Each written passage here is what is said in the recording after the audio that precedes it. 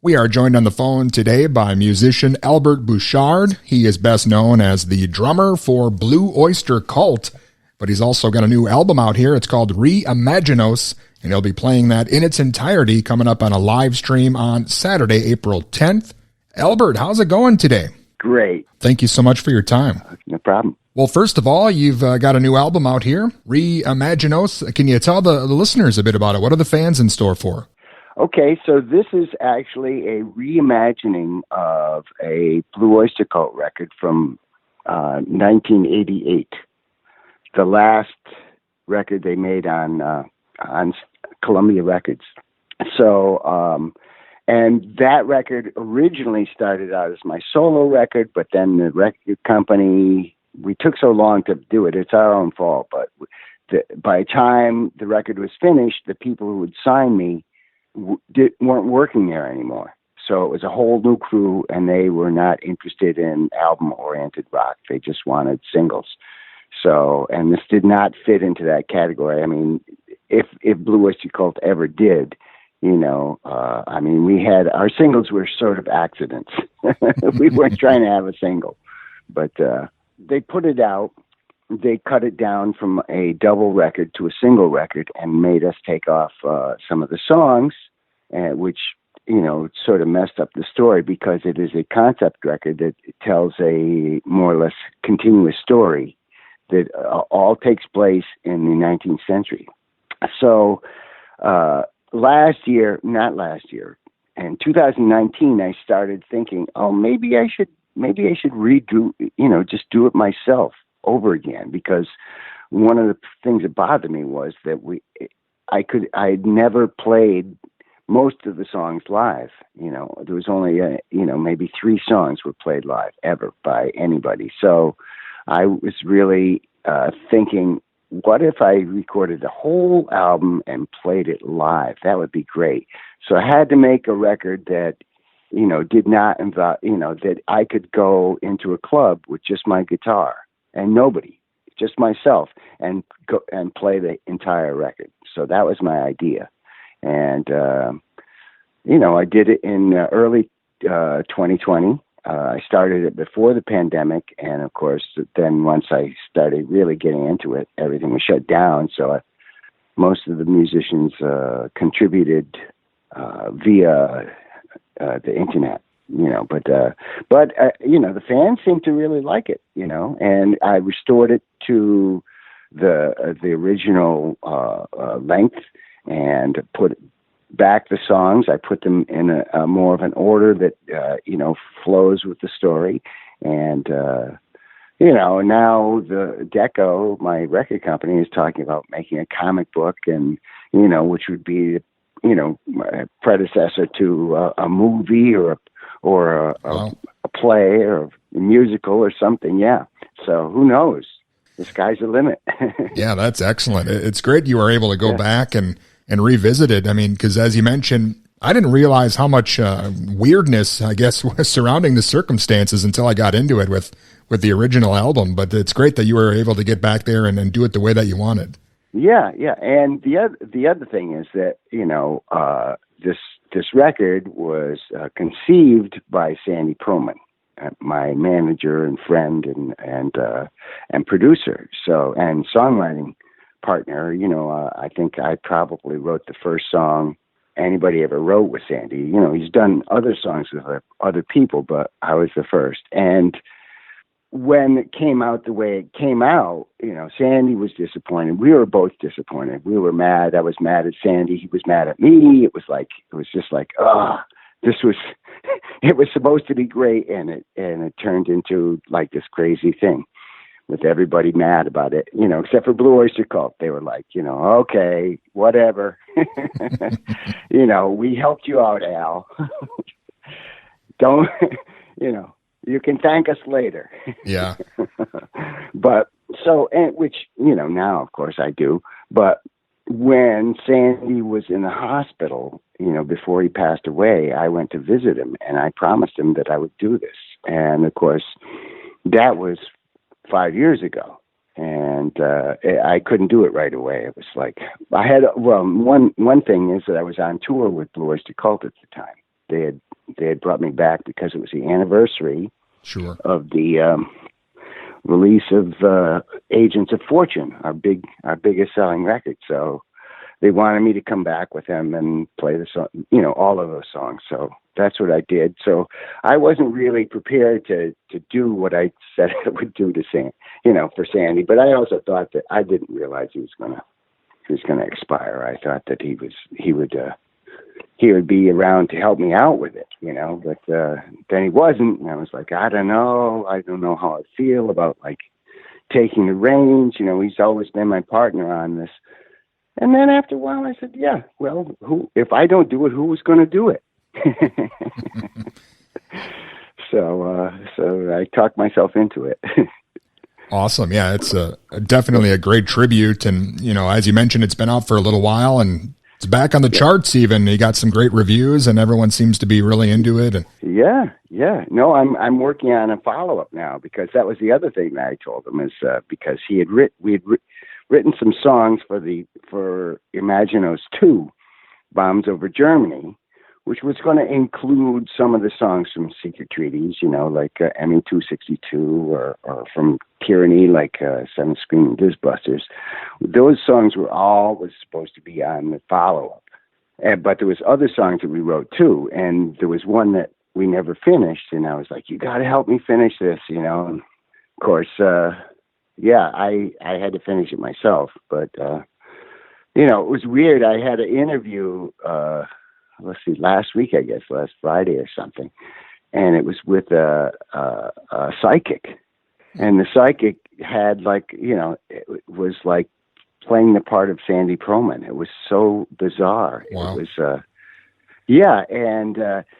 and I always go by those stores that say, psychic, and I go, who would go into that? That's such a bunch of bunk, they just tell you what you want to hear and all of that. And, or, they're good actors or whatever. I don't know. I was skeptical. Sure. So during this whole interview, which was 90 minutes, I was skeptical. And then after it's over, I was like, wait a minute, I feel great. I feel like I really talked to him, to Sandy Proman. It was really weird. It was, so now I understand why people go, even if you don't believe it works. At least I didn't believe. Sure. I still don't believe, but it works for whatever reason. I'm not sure why, but it definitely works. Well, it's great that everything worked out the way it did. And I know you've got a live stream coming up. You're playing the album in its entirety here coming up on April 10th, and you're going to do some for the classic first time ever. Some classic songs in there, and it's going to be a great time.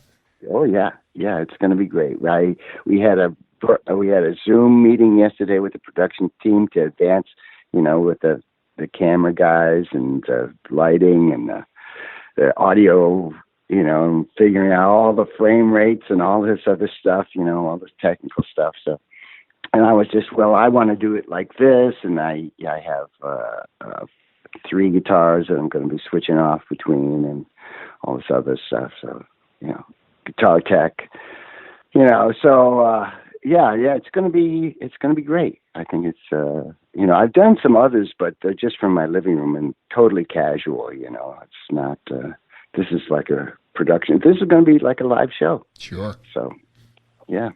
Well, again, that's coming up on Saturday, April 10th from 2 Track Studios at 3:00 Central Time. I know you can get your tickets online. You've got autographed albums, drumsticks, all kinds of stuff available up there. Yep. The Deco Entertainment is the record company, and you can get all of that stuff from them. There's also, if you have all the Albert Bouchard stuff that you ever want, and you just want to get a ticket, you can go to my website, which is albertbouchard.net, and there is a direct link to the box office. Awesome. Well, Albert, I know your music over the years has been a huge influence, on so many musicians and bands who came up after you, and also I think because your music being used in movies and TV shows, Blue Oyster Cult just kind of makes people think of that whole time period in general. That's got to be pretty cool for you to sit back and kind of look at the influence that you've had over the years. Yeah, well, it's kind of funny because when you hear a lot of the music that was popular back then, it sounds pretty dated. But that song sounds like it could, it transcends the time period. I think it really sounds quite contemporary. I mean, contemporary in kind of the real music kind of thing, not the hyper pop and all of this crazy stuff, or the dubstep, which I like that kind of stuff. But I have a feeling that in 10 years, that's going to sound really dated. Yeah. Well, a lot of younger people, I think they were probably first introduced to you through, Saturday Night Live, probably that cowbell sketch. Yeah. I wanted to ask your thoughts on, when you first saw that and, what you were thinking at the time when you were recording that song and adding the cowbell on there. Yeah. I didn't see the skit right away. It was, but I did see it a few days later. They rebroadcast it, and I was like, by then I knew about it, and I knew to look, because they were like, "Oh my God, this is so funny! It's really great." And I agree. I think it's sort of like the song itself. It never gets old. I've never seen it where I have not laughed, and sometimes at things that I never noticed. Like how Jimmy Fallon is cracking up the whole time. He can barely get his lines out. Yeah, it seems like that sketch almost kind of ruined the cowbell for any other drummers maybe that might want to use it afterwards. The best thing about it is that we were trying for years to get Lorne Michaels to let us play his show, and then they did that, and and I'm like, so how many times do you go back and look at somebody's musical appearance on Saturday Night Live? Maybe Dave Grohl, I don't know, but you go back and you see those comedy bits, and that's one of the top 10s. Definitely. So we got the last laugh. Well, I saw you were back again with the guys from Blue Oyster Cult on the last album. How's your relationship with them now? Are you guys? Oh, great. Like I say, I'm working on a follow-up to this Imaginos thing, and they're all on it, and they're all doing vocals. So, okay. Yeah. Yeah, I know you guys went through a lot back in the day, but it kind of seems like time heals all that stuff, and people kind of remember the good times after a while. Absolutely. You don't, when you're in the moment, you don't see the humor, or you don't see the other guy's side or whatever. But over time, you understand, where they were coming from and where I was coming from, and how we, and then the whole thing with the Imaginos thing, and I didn't appreciate what they did for me there, but at that moment, but over time, I realized, oh yeah, they actually did me a great favor, because it looked like it was not even ever going to come out unless they agreed to put it out as a BOC record. Sure. So for that, I am grateful, and they did the best job they could. They really did. They tried to make it, sound like a real Blue Oyster Cult record. And when they were overdubbing the voices on there, they did a great job. I mean, I listened to their versions a lot before I did mine, and said, oh, look at that little twist that Don does there. That's really great. Or, oh, I see how Eric held that note out so long. Oh, that's, or he changed a note here or there to make it flow better, to sing easier, so I'm like, oh, so that was good, really good. But even before that, when we got back together in 2012 for the 50th reunion, I think, or I don't know what it was. There was some anniversary of something. I think the release of our first record, and it'd be 50 years.